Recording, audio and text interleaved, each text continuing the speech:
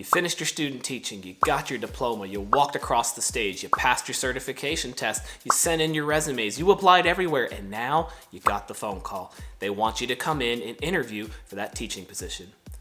But now what?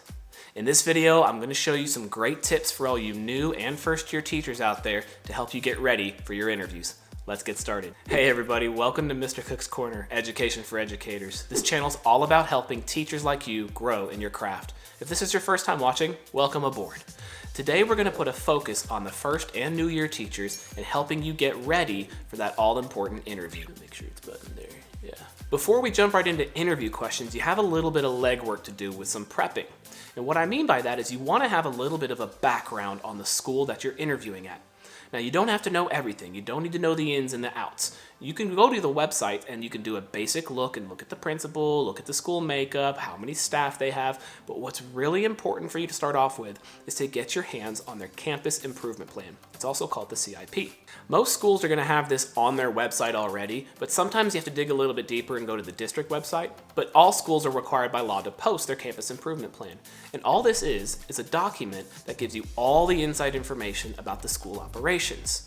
Now don't get too crazy with it. All you want to do is go into the campus improvement plan and take a look at the goals that they've set for the previous year. This is a great way to check on what students have been working on, what staff has been working on, and what administration believes is important for their school to get better at.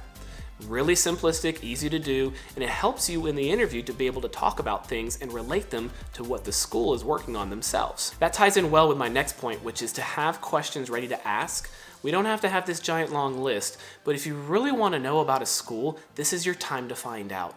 I know you're trying to get your foot in the door and get a job, but there are certain questions you need to be asking that are kind of red flags and indicators to let you know, is this somewhere you really want to be? If you're looking for specific examples, honestly, I would just focus on asking questions about the culture. How do the staff like it there? Do they get along? Do they respect their administration? Do the students like coming to school? What about the parents? How's the communication aspect going on there? When you focus your questions on the culture and the relationship building between staff, students, and administration, you're going to get a much clearer picture of what you're walking into.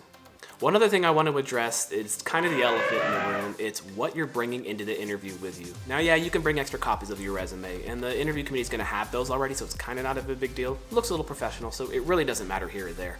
But the student portfolio, if you're fresh out of college and you're coming in with that binder, here's some of the stuff that you really need to be careful about. If you're going to bring a binder to show off what you got, let it be filled with things that actually highlight what you're capable of doing. Try to steer clear of those reproducibles and those worksheets, even if they were created by you.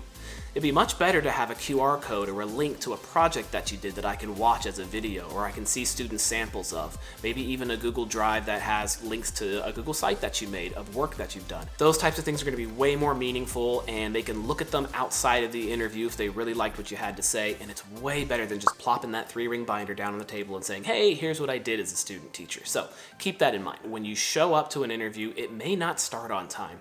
Let's say you have a 3 o'clock appointment, you may not get in there till 3:15 or 3:20. This is because more often than not, they're doing batch interviews, and that means they're going back to back to back. And if they start at 8 a.m. and they're doing every 45 minutes with a lunch break in between, sometimes they get bogged down. This is nothing to reflect on you, so don't worry. But if you're looking at the clock, you're just going to stress yourself out more. So be prepared for that. Okay, let's jump into the meat and potatoes here. Let's talk about the things that you want to do to be successful during the interview. And let me toss out a big disclaimer before we do that. I am not here to give you specific answers to specific questions. There is no magic bullet. You know yourself better than anybody else. What we can do is make sure that we're prepared to answer types of questions. These are the types of questions that you're going to hear in almost every interview that's out there. So, disclaimer, I'm not here to tell you exactly what to say, and if you're looking for that, you're not going about this in the right way. Okay, let's hit 5 general answering strategies really quickly, and the first one is don't talk too long. Obviously, you don't want to give short-winded answers, but at the same time, you got to keep a mental clock going in your brain. You want to aim anywhere from 1 to 2 minutes at the most. Now, if they're giving you scenario questions where they ask you to explain yourself and go into details, yes, you're going to want to stretch that out a little bit. But if we're just starting out with tell us about yourself, you don't want to be sitting there for 4 or 5 minutes going all the way back to 4th and 5th grade. Start with your student teaching experience, talk about relevant things, steer right into your search and where you are right now. The second thing is to provide relevant, explicit, real-world examples whenever possible. Now, we know that you're new and you're not going to be able to lean too much on that experience that you don't have. So you're going to have to pull from your student teaching experiences. But this, again, may go back into some of the prep work. You got to think back to very specific things that you've done that have resulted in student outcomes. How has a student learned because of something? How have you grown as an educator because of something? How did you interact with teammates and colleagues and other teachers on campus? Those are the things that you're going to want to be able to say, hey, this one time I did this, and from this I learned that. If you can do that in your question answering, you're going to be on the right path. Number 3, don't be afraid to ask questions or to ask them to restate the question or to ask a clarifying question.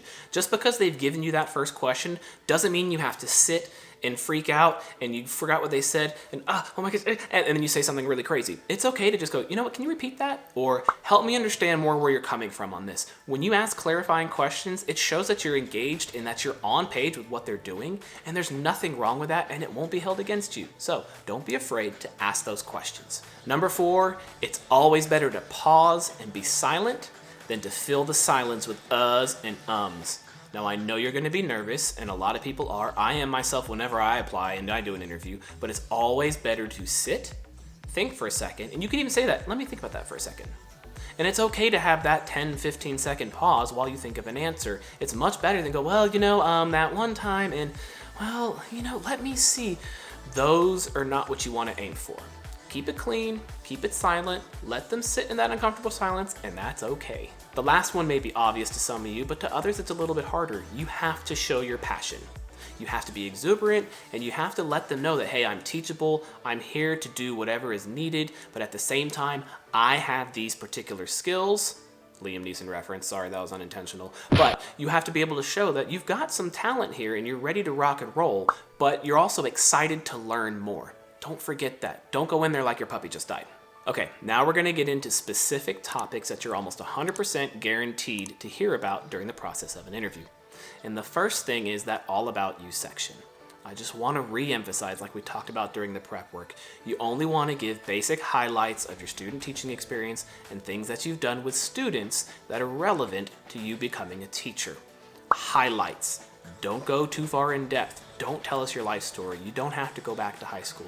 Now, if you're a child of a teacher or if you're a teacher family, yeah, and it's relevant and it's comical, then yeah, you can mention that. But we don't want to hear a 15-minute spiel because it's going to set the interview off on the wrong foot. One really cool tidbit you could include is just having 3 core values that you live by, especially in education and at home with your family. What's most important to you? If I were to ask you to give me 3 words to describe yourself, what would they be? For example, mine is family, compassion, and understanding. And if they were to ask me to expand on that, I would. But it's a really great way to be simplistic and give a better insight to yourself as who you are as a person and as an educator. The next topic, again, it's a general idea and it may find itself embedded in several different types of questions, but you're going to want to be able to talk about what your educational philosophy is. And all that is how do you believe kids learn best? How do you as a teacher plan on imparting your knowledge onto kids? How do you plan on growing students?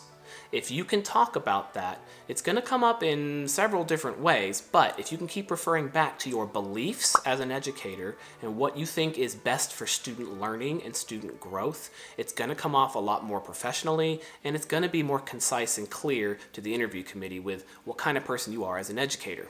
Along those lines, and you know this is going to come your way and it's something you need to be prepared for, is what is your behavior management system and what is your behavior management style? How do you believe kids should be redirected? How do you believe kids should be motivated? How do you get to the root of issues that students come into the classroom with? What do you think are the sources? You have to be able to expand on that. It's really important that you touch on SEL, and that's socio-emotional learning, because nowadays it's really taking the forefront, and for a good reason. It's important that students grow socio-emotionally just as much as academically. But that's just one thing you could trail off on. You could also go into positive behavior reinforcement. You could go into ABCs and how the antecedent sets the behavior. You really want to reflect on this at home before you come in and think about what is most important to you in a classroom full of students. How are you going to manage them, and how are you going to get them prepared to learn the material and also grow and mature as an individual? So be ready for that. Moving along, the next thing that we want to talk about is curriculum. And I just want to give you a general guideline here. No one's expecting a new teacher, or even a teacher moving from out of state or into a new district. No one's expecting you to be able to memorize a set of curriculum. Now, of course, you're going to have to be able to teach content, and that's what you took your certification test for. But what's really important is your ability to dig into curriculum, find and highlight what's important, extract that, and teach it to the kids. So remember, what's important here isn't that you know a specific set of curriculum, it's that you highlight your ability to take a curriculum, to dig into it, extract whatever the essential learning outcomes are, and teach that to the students. Your ability to work through the curriculum is more important than memorizing or knowing a certain set. The next topic is downright essential for you to be able to talk about in depth, and that's how do you differentiate learning. I know that's a big buzzword that you may or may not understand, but in essence, what that is how do you help students who don't understand it? That's intervening. How do you enrich for students who already get it? That's extending.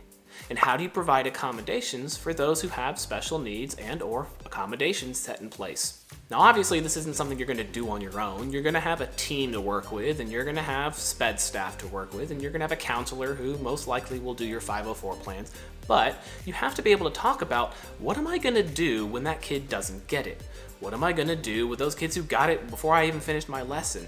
The ability to intervene and to expand and enrich learning is essential to a teacher's job. Now, you know this next question is coming, but they're going to ask you about your ability to get along with others and your teamwork skills. This is where I like to tie it back into my 3 core principles and my 3 core values and talk about who I am as a person.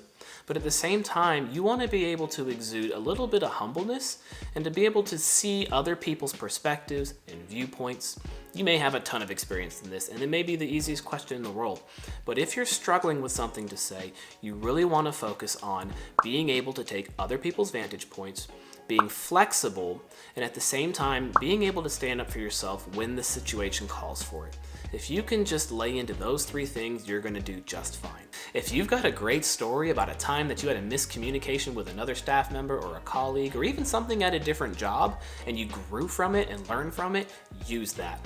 That shows that you're dedicated to growing and learning as an individual, and it also shows that you are flexible as a teammate.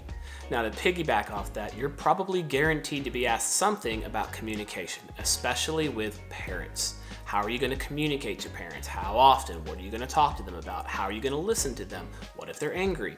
More likely than not, you may be asked a scenario question with something like that. What's important is that you talk about your ability to seek first to understand, then to be understood. Now, that's Stephen Covey, but it's a really important lesson. You want to be able to lend an ear, but at the same time, you can't let that interrupt classroom instruction. The essence of it is that you want to convey that you understand that you have students in a room that are somebody's children, that you're with them for 8 hours a day, and that they want to know about their kid pretty much at all times. You have to be available, but at the same time, you have to protect your classroom. As long as you emphasize that you care and that you're listening and that you have a back and forth dialogue going on, you are going to be A-okay with that. Now, at the end of the interview, you're going to be given your opportunity to ask questions, and this is where you're going to dive into the research you've done. This is where you're going to ask about the culture of the school. You're going to ask about the relationship building and how that works. You ask about the students. But before you walk out that door, I highly recommend that you let them know that, hey, I know I'm new. I'm here to learn, I'm here to grow, but at the same time, I've got some great skills. I'm a good person with these specific characteristics, and I really do think I'm going to be an asset to your team and to your school, and I can't wait to get started. Hey, are you interested in learning a few things that great teachers do differently? If so, check this out right here.